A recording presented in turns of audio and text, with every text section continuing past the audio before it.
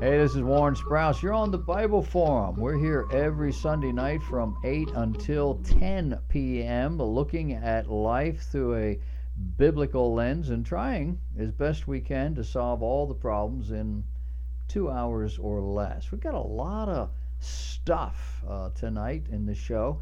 This was the week that we celebrated Pearl Harbor, 75 years of remembering this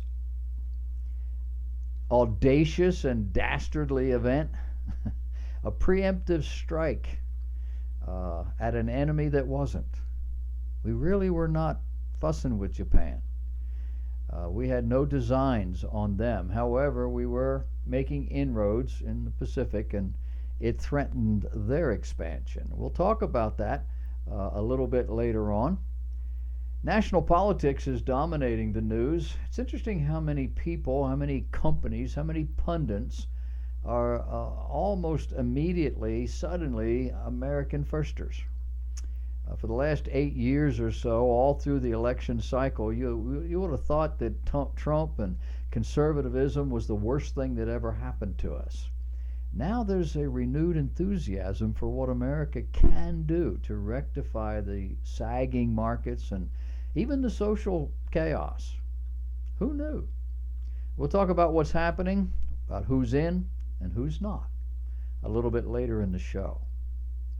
Got some Bible doctrine in the program this week. Methodist Church in Texas is trying to become Islam friendly in the extreme. The Roman Catholic Church is quietly seeking to compensate for its current Pope's brand of theology. The plans are already on the table for this year's Sanctity of Life Sunday, as well as the March for Life in Washington, D.C., and we'll talk about all of that and how it impacts our culture. We'll talk about the children. Canada has a new law making the children wards of the state, with parents on notice as to how they treat those children and how much authority a parent actually has. Authority in the home and in the schools. It's the codifying of several decades of effort to make children wards of the state and parents merely babysitters. We'll talk about this, about what it means for the United States and what the Bible teaches us. I'll give you a hint. What the Bible teaches makes families and societies strong. What the world wants does just the opposite. Did you know how you register to vote matters when it comes to free speech? Yeah. One reporter at a television station said on the air, quote, "Ted Cruz is like the Dark Lord from Star Wars, and I think he's the Antichrist." Another reporter at the same television station stated in a private Facebook post that she was happy and relieved the morning after Donald Trump won the presidential election. Guess which one was censored for what they said? Yeah. The reporter who privately made the conservative comment was fired. The reporter who publicly made the liberal comment, a hateful kind of comment, still working. Illinois State climatologist Jim Angle said Sunday's snowfall total was the heaviest snow accumulation for a fall-winter season's first snow at O'Hare International Airport, and likely other sites as well. A North Dakota woman in Glenburg reported about a foot of snow on the ground after a new storm dumped a few inches, but the big issue was the wind. She reported that she could barely get out of her house because of 30, 40-mile-an-hour winds moving the snow in front of her door. Wind chills of 30 below were expected across the region last Wednesday morning, with a winter weather advisory for blowing snow and the potential of more snow, but not a lot of accumulation. A nearly 300-mile stretch of Interstate 94 was shut down in North Dakota. Several serious accidents are being reported, huge pileups. You did know there was a few thousand folks camped out in northern Dakota to protest a pipeline that wants to be built through what they claim are ancestral tribal lands. Inquiring minds want to know if they're still there. Imam Ahmed Abdullahi is 26 years old. She tips the scales at more than 1,000 pounds. Ahmed is a woman.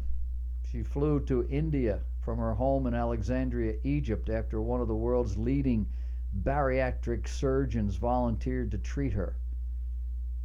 Doing what? Limiting the size of her stomach surgically, which is a serious and debilitating operation. And in these cases, the question is always the same. Who's feeding this person?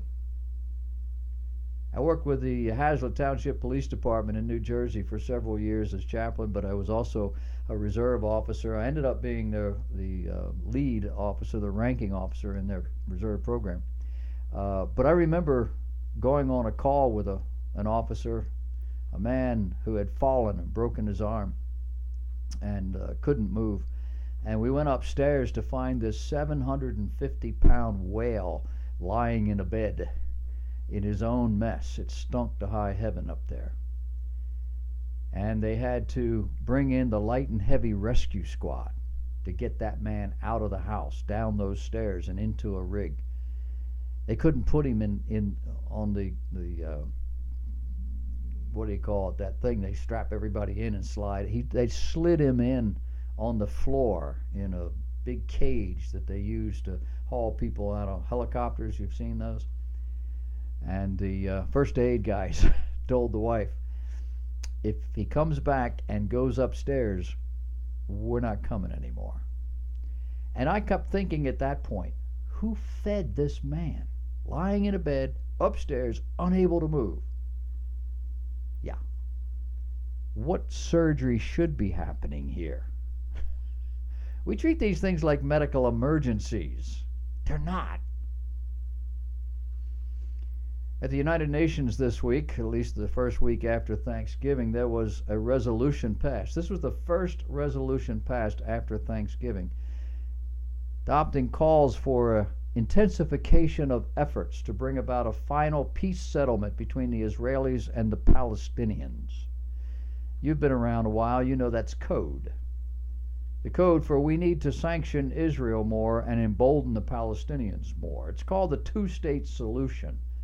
Israel and the Palestinian state, something that never existed until Israel came along. The Palestinian state, that is. 153 countries voted in favor of this resolution, but fortunately for Israel and the world, the United States was one of the 7 nations that voted against it, and the United States has veto power, so it's not going anywhere yet. Italy's on the verge of financial collapse. You've probably read about it. Italian voters have embraced the global trend of rejecting the established world order. But the no vote on Sunday regarding the EU has plunged global financial markets into a state of utter chaos. The euro has already fallen to a 20-month low, and Italian government bonds are poised for a tremendous crash. In the light of all of this, the Prime Minister has resigned. Observers see a new government coming into power, one led by an Italian comedian. His name is Beppe Grillo. He wants Italy out of the Eurozone. Experts see this causing a major banking crisis for Italy and the EU. Stay tuned. It's going to get worse or better depending on how you look at it. Already the euro has dropped below its 18-month low, which it reached just last month. A little lower and it would send the currency to its lowest level since 2003, opening a way for a test of parity against the dollar, a scenario which many market players now see as a real possibility. Bonds are going to crash, making it harder to borrow money. But the big problem is going to be the banks. 8 banks are currently in trouble, and the rest are not far behind. This is what liberalism does when it has the opportunity to be in charge. Secretary of State John Kerry listed steps recently toward peace taken by Netanyahu's predecessors, Menachem Begin, Yitzhak Rabin, Ehud Barak, Ehud Olmert, everyone that is except the current Prime Minister of Jerusalem, of Israel. Our Secretary of State went to great lengths to describe the Obama administration's willingness to go to bat for Israel, whether defending it at the United Nations or providing it with unprecedented levels of defense aid.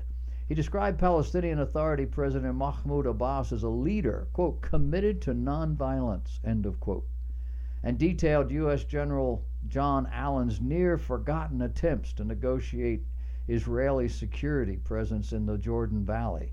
But time and again in his talk, Mr. Kerry alluded to a lack of leadership, an inability or unwillingness to submit or surmount the risks of coalition politics for the greater end. That's all code for Israel won't vote for her own funeral. And the Obama administration is furious. They've only got another 10 weeks. Israel News Online reported this week a weather phenomena that occurred at 8 a.m. Thursday last week on the other side of the Syrian border in the same place where ISIS attacked Israel. The strange storm of what appears to be dust cloud and rain did not cross the border fence into Israel. It sat like a barrier between ISIS and Israel. Israel News responded saying, quote, actually, sorry to be boring, but it's simply a weather phenomena, end of quote. But Israel News Online shot back almost immediately, writing, yes, it is, of course. Now do we ask who controls the weather? Whatever the cause, it sat between ISIS and Israel, and it did not enter Israel.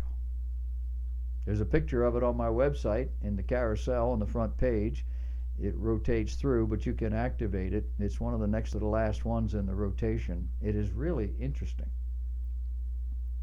In a move to secure the safety of her citizens, Israel has voted to evict the residents of an illegal West Bank outpost and move them to another parcel of land. The Palestinian outpost on a hill near Ramallah is in the central part of the West Bank area and home to about 40 families. It's the largest of some 100 unauthorized outposts, but without permission, but generally tolerated by the government. These unauthorized outposts dot the West Bank. They are tolerated. This one was tolerated until Israel was attacked from this outpost. The French Council of State recently upheld the French Broadcasting Council's ban of a commercial intended to convince mothers not to abort their babies after the mothers discovered their babies had Down syndrome. You know, there's a test for that. The Council of State concurred with the original decision, saying the ad was, quote, inappropriate, and believed it would, quote, likely disturb the conscience of women who had lawfully made different personal life choices, end of quote. You see how this pendulum has shifted? Senior defense officials in America, I believe, suppressed a study documenting $125 billion worth of administrative waste at the Pentagon after fears that Congress would use its findings to cut the defense budget, according to the Washington Post. Among other findings, the report showed the Defense Department was paying just over 1 million contractors, civilian employees, and uniformed personnel to fill back office jobs. That number nearly matches the amount of active duty troops at 1.3 million. Active duty troops, by the way, that are at the lowest levels since 1940. You do realize that if you contract out for employees, you're paying the contractor and the employees. So it's costing you a lot more money than just hiring employees. SoftBank Group Corporation Chairman and Chief Executive Masayoshi Son said last Tuesday he would invest $50 billion, that's with a B, dollars in the United States and create 50,000 new jobs. And he did that following a 45-minute private meeting with President-elect Donald Trump. The Donald didn't convince him to do this. He sought the meeting to tell Donald this sort of thing. The Japanese billionaire whose conglomerate controls Sprint Corporation announced his investment plans in the lobby of Trump Tower, though he didn't provide a whole lot of details. Mr. Trump took credit for the investment, saying his November victory spurred SoftBank's decision.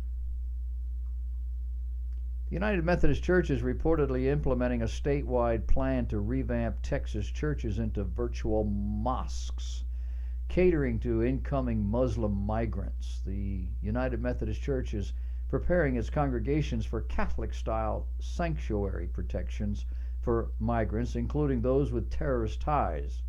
That according to an insider. This apparently in response to President-elect Donald Trump's intention to defund sanctuary cities and build walls. After the church trustees said no, the United Methodist Church sent its district supervisor. When I was in the Methodist Church, we called them the DS, to ask the congregation directly, quote, "How would you feel about taking in some Syrian refugees?" Apparently the church didn't feel too strongly about that. The question is this the church's mandate? Is this what the church is supposed to be concerned with? The number of people, often children, who die in the effort to migrate across the border? People in the area say half the time we see vultures, it usually means an illegal alien has died on our property, and most likely a child. It's a serious issue. But sanctuary against the law in a church? Not a Bible idea. A Christian film will address the historicity of the biblical book of Genesis as it comes to the theaters for a single night at select theaters in February. The Christian Examiner is reporting that the film is called Is Genesis History and will be coming to theaters on February 23rd. The film is being put together by Compass Cinema and Fathom Events and will feature the expertise of Dr. Del Tackett. Now, that's a familiar name. Dr. Tackett is the former president of Focus on the Family, a former U.S. Air Force officer and a member of the planning group for the National Security Council under the George Bush administration, George W. He is also creator of something called the Truth Project and has spent the past year researching the historical claims of Genesis in various scientific fields, including archaeology, biology, geology, and astronomy. The film will address not only the historical accuracy of Genesis, but whether or not the world was created in 6 literal days. After the film's premiere, Dr. Tackett is going to host a panel discussion with several of the scientists who appear in that film. February 23rd. Dana Loesch gives us the fact for dummies on the Dakota Access Pipeline. You know, that's the one they're trying to finish as it comes down from Canada. Everything's done but this one section. There are folks up there, Native Americans and others, who are protesting this pipeline because it's coming across on Indian land, and they don't want it to be there because it might blow up. Things can happen. But the fact is, the pipeline's placement is apparently nowhere near sacred burial rights, as these people say, nowhere near the water supply or even their property. Dana states that the Washington Post clarifies, quote, "It's correct the Dakota Access Pipeline would not be built on reservation land," end of quote. And it follows the Northern Border Pipeline, which was built over 30 years ago with no impact to the environment. Over 400 consultations in a litany of environmental bureaucratic agencies working for years have found no reason to stop this progress. We'll see. You've heard about sanctuary on college campuses. College students need safe places to go. The College News website, College Reform, recently went to George Washington University in Washington, D.C. to see just what things college students are demanding sanctuary from. One student said, "I'm a supporter of sanctuary movement. I think everyone should feel safe on university spaces." Another student said she believes illegal immigrants have a right to attend American colleges. "I don't think they should be living their day-to-day life in fear." Note the word illegal. "I definitely support it," one person said, "because I feel like America should be a place for everyone." The students also said they would like university campuses to have safe spaces from student loans, penalties for underage drinking, penalties for large parties, maybe even final exams because of how stressful their lives have been since Donald Trump was elected. Only one student College Reform interviewed, however, felt a little bit differently and thought that federal immigration law needs to be followed, even on safe universities. Trust me, that student won't last. They'll get rid of him or her one way or another, or he'll just move on. Keep in mind, these are going to be our leaders in about 20 years.